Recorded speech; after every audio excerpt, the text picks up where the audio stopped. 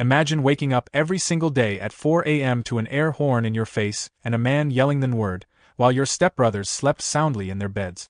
Before we dive into the story, please like this video and subscribe to my channel for more powerful stories. Thank you. Still remember the day Mark moved in. It felt like the whole house shifted. Not physically, but the air, the vibe, the way my mom smiled even when her eyes looked unsure. I was 13. A kid just trying to survive middle school, figuring out girls, video games, and algebra. And suddenly, here was this new man, stepping into my life like he owned it. Mark. He was tall. Not NBA tall, but the kind of tall that made you look twice. Always wore a leather jacket and boots that clomped so loud you could hear him from anywhere in the house. He had this deep voice and a fake southern drawl even though he grew up in Ohio. And the beard, he took more care of his beard than I took care of my homework. My mom met him at work. She said he was different. Said he was disciplined and responsible. What she didn't say was that he was also overbearing, subtly condescending, and knew exactly how to smile in public while whispering poison at home. He had 2 sons, Connor and Chase. They were twins, same age as me, but they looked like they were made for Disney Channel. Perfect hair, perfect teeth, even their pajamas matched. At first, it wasn't bad. He cooked steak the first night and called everyone champ. I thought maybe this wouldn't be too bad. But then the small things started piling up. He called me boy, but not in a friendly way. He made me say sir every time I spoke to him, but never made Connor or Chase do the same. When I spoke, he'd say, use your words, like I was slow. Then came the chores. Mark made it a point to give me extra work. Sweeping, mopping, reorganizing the garage, every single day. Connor and Chase? They watch TV or play games. If I asked why, Mark would grin and say, you need the structure, boy. They already got it. I told my mom. She said he was just being strict because he cared. That some boys needed more discipline. I didn't know how to explain that it didn't feel like discipline. It felt like punishment for just existing. The worst part? He made me feel like I owed him something. Like I had to be grateful for being under his roof, eating his food, breathing his air. Like I was a guest in my own home. And his eyes, God, I'll never forget those eyes. Cold. Calculating. Like he was waiting for me to step out of line so he could remind me that I didn't belong.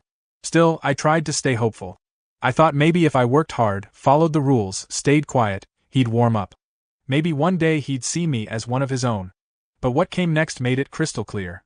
He never saw me as family. He saw me as a burden. And that's when the torture truly began. It was a Wednesday night, right after midterms.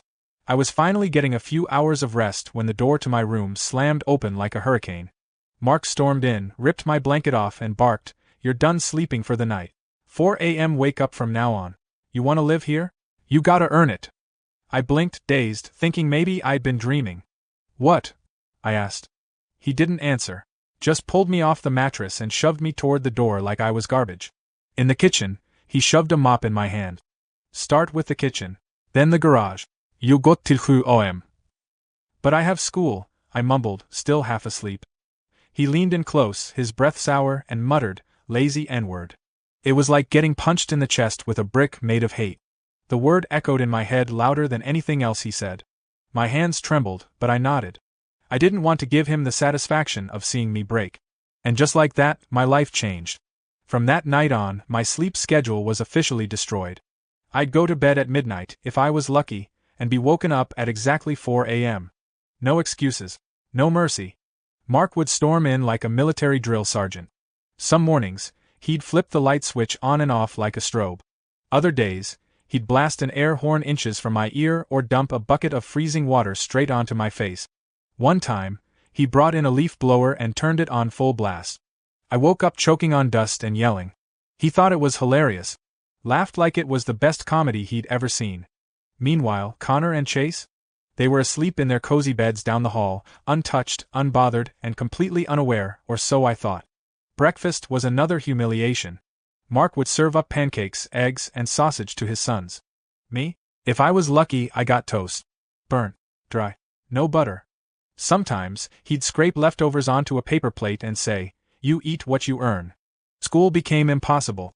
I started nodding off in class, barely keeping my eyes open during lectures.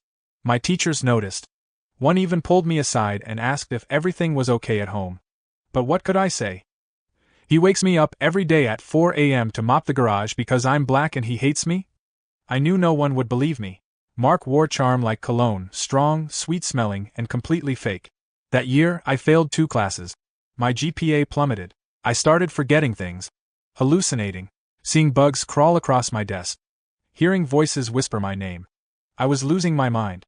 And still, every single day, 4 a.m. came like a monster under my bed, with a flashlight and a curse word waiting just for me. Every school day was like sleepwalking through a nightmare. My eyes burned constantly. I'd blink and find myself lost in the middle of a sentence, or staring at the board with no idea how I got there. I was failing math and science, classes I used to love. I couldn't keep up with assignments. I forgot project deadlines. I once turned in an English essay that was just 2 paragraphs of rambling before I passed out on the page. My teachers tried to be patient. Ms. Rivera, my homeroom teacher, even pulled me aside and said, "You're not yourself. I know something's wrong." I wanted to tell her. I really did. But the moment I pictured myself saying the words, "My stepdad only lets me sleep 4 hours a night and calls me a racial slur every morning," I froze. What if they didn't believe me? What if they called Mark? Instead, I said, "I'm just tired. Studying too hard." She smiled sadly. "Well, try to get some rest this weekend, okay?" "Yeah, right." The truth was, I couldn't even nap after school. Mark would find me. If I dared to doze off before bedtime, he'd call me lazy. Once, he dumped ice water on me while I was curled up on the couch. He laughed like it was a prank. "Gotta keep the boys sharp," he said. I started hallucinating. Real ones. I saw shadows crawl on the floor. Heard whispers that weren't there. I'd be sitting in history class and suddenly feel like the walls were closing in. I'd walk down the hallway and forget where I was going. And the worst part? I stopped caring. I stopped fighting it. I started believing I deserved it. Mark had done his job well. He didn't just ruin my sleep. He was dismantling my sense of self, brick by brick. One night, I collapsed in the school bathroom. Fell straight onto the floor, face first. Nose bleeding, dizzy, shaking. My friend Jordan found me and ran for help. They called the nurse, then my mom. When she showed up, she was panicked. But Mark talked his way through it like always. Said I wasn't eating right. Said I stayed up all night on my phone. That I was lazy and dramatic and needed real discipline. And Mom? She looked at me confused. Torn. Like she wanted to believe me, but didn't want to believe him either. She took me home. And nothing changed. Nothing except one small thing. That day in the bathroom? That was the moment Connor and Chase started noticing something was very wrong. It didn't happen all at once. It was subtle. The glances. The quiet pauses. The way Connor stopped laughing when Mark made one of his jokes. It started with Chase. One afternoon, I was cleaning the garage, again, when Chase slipped in quietly. He looked nervous, like he wasn't supposed to be there. He handed me a protein bar. "I snuck it out of Dad's gym bag," he said, almost whispering. I blinked. "Why?" He shrugged. "You always look hungry." I didn't know what to say. That tiny gesture meant more than any words. For the first time, someone saw me. Later that week, I caught Connor standing outside my bedroom at 4 a.m., phone in hand. He wasn't filming me, he was filming Mark. Flashlight. Air horn. Screaming. Racial slurs. When our eyes met, I froze. He looked ashamed. "I just wanted proof," he said. Proof. That word hit me hard. Because I'd stopped believing my pain was real to anyone but me. But here was Connor, one of the Golden Boys, with evidence.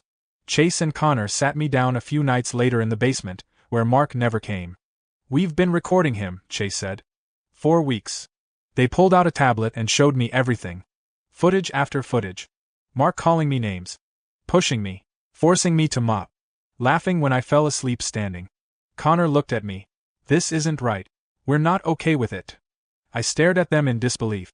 "Why now?" Connor sighed. "Because the other day when you collapsed at school, we thought you were gonna die. And we couldn't pretend anymore." I couldn't hold it in. I cried. Ugly, shoulder-shaking sobs. Not just because of what they said, but because, for the first time, I wasn't alone. They weren't just witnesses. They were allies. And I didn't know it yet, but that was the beginning of the end for Mark. They made a plan. They said, "Next time he does it, you text someone. Someone who'll believe you. Someone who'll show up." I thought for a second. And then I knew exactly who to call. I hadn't seen Uncle Jerome in a while. He used to come around when I was younger, always bringing jokes and snacks and that calm, no-nonsense energy. He was the kind of man who didn't need to raise his voice to command a room. When he walked in, you felt it. He was also the only person who ever stood up to my real dad when things got bad. So when Chase said I needed to call someone who'd believe me, his name popped into my head like a spark in the dark. At 3:58 a.m., I texted him just 4 words. Come now. It's urgent. Then I dropped him a pin to the house. No explanations. No context. Just trust. At exactly 4 a.m., Mark did what he always did. He burst into my room like a one-man SWAT team, flashlight in one hand, ice bucket in the other. Get up, you lazy. But this time, he stopped mid-sentence. Because standing right behind him was Uncle Jerome. He was in sweatpants and a hoodie. No theatrics. No yelling. He just stepped forward, slow and steady. Mark turned around, confused, then defensive. Who the hell are you? Jerome didn't blink. Do it again. Mark's eyebrows bunched up. What? I said, do it again, Jerome repeated. Dump the bucket. Say what you just said. Look that boy in the face and finish what you started. Mark went pale. He looked down at the ice, then back at Jerome. You don't know what goes on in this house. He's disobedient, lazy, disrespectful. He needs discipline. Jerome pulled out his phone. That so? Then explain this. Connor and Chase stepped into the hallway, both holding their phones too. We've got weeks of footage, Connor said. Everything. Every single 4 a.m. Every word. Chase added, we emailed it to ourselves and backed it up, just in case you try anything. I'd never seen Mark look so small. So cornered. His shoulders slumped. The flashlight dropped to his side. Jerome didn't move. Now listen. You're going to leave this house. Peacefully. Or we take this to the police right now. Mark tried to puff his chest. This isn't your house. But it ain't yours either, Jerome interrupted. Not anymore. He turned to me and said, pack your bag. You're coming with me. I nodded, my hands still shaking, but something deep inside me started to settle. For the first time in 2 years. I felt safe. That morning, I walked out the front door while Mark just stood there. He didn't yell. He didn't chase. He just stood frozen in his own silence. And I didn't look back.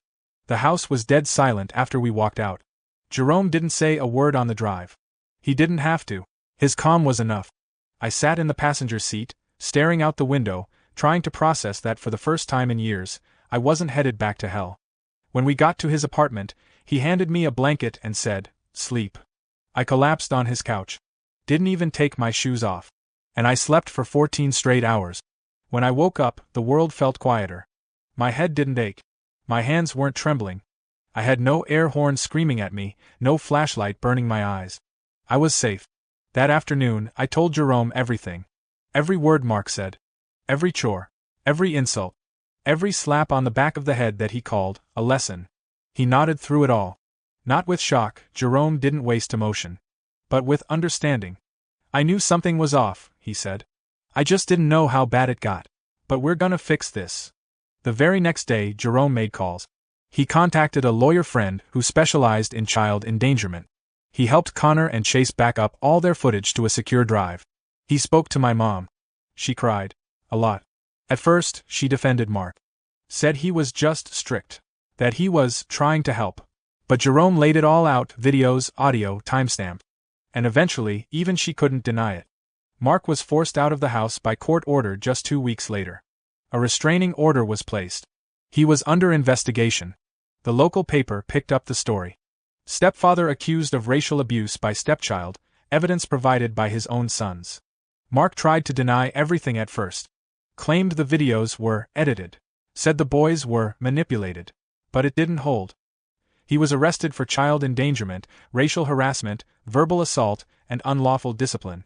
It made waves in the community. I didn't go to the trial. I didn't need to. Connor and Chase testified. So did my teachers. My mom even submitted a statement of guilt. I spent those weeks healing. Sleeping. Eating real meals. Laughing at dumb YouTube videos. And for the first time in years, I saw myself again in the mirror, not the scared, broken kid Mark tried to create. But me. The real me. Free. And finally breathing again. After Mark was taken away, the house felt like a crime scene. Mom stayed mostly quiet. She tried to apologize a few times over the phone. But it was like she was apologizing to the wind. Her voice didn't sound like her anymore. Not the mom I remembered. I didn't move back in. Jerome enrolled me in a new school across town. A fresh start. New teachers. New classmates. No one knew my story, and that felt like a blessing. At first, I kept my head down. I didn't talk much. I didn't trust easily. But sleep, real, uninterrupted sleep, started to work its quiet magic. I could think clearly again. I stopped hallucinating. My grades started climbing. I joined the track team just to feel what running toward something felt like. Connor and Chase visited me every weekend. They were like different people now, quieter, a little ashamed, but loyal. One time, Connor brought over a photo album. "We found this in Dad's old drawer," he said. "It has pictures of all of us, even you. Like a family." I stared at it. There I was, smiling at a barbecue. I didn't even remember that day. Chase said, "We didn't know how bad it was, man. We thought he was strict, like you said. But then we saw it." I didn't blame them.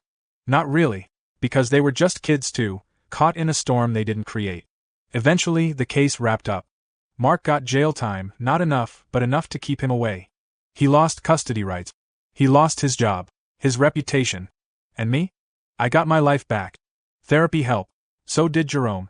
So did every night of full sleep. So did laughing again. But the real healing came from knowing I wasn't alone. That someone stood up for me. That someone believed me. And even in a house where I was hated, I wasn't completely unloved. I had brothers now.